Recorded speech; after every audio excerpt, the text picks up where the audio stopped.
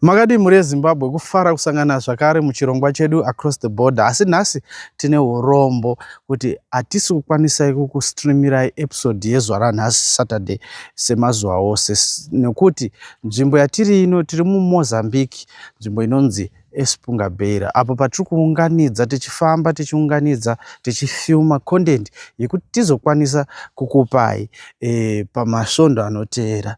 Tiri kuunganidza content yamunofarira, content inodzidzisa, content inosiririsa, content inonakidza Across the Border nemamwewo atiri kuita. Zvikwanisiro kunoko zviri limited kuti tikwanise kunge tichistreama muzuva ranhasi, asi rambai makarindira Saturday inouya tinenge tichikupai chirongwa chenyu, your favorite program. Once again, Dumisani Mulambo Mafanise. Ngatirambei tiri pamwe chete. Kana usati wasubscribe, chisubscribe kuti next Saturday usajambwe nemutakunanzwa wema episode Across the Border achatera. See you.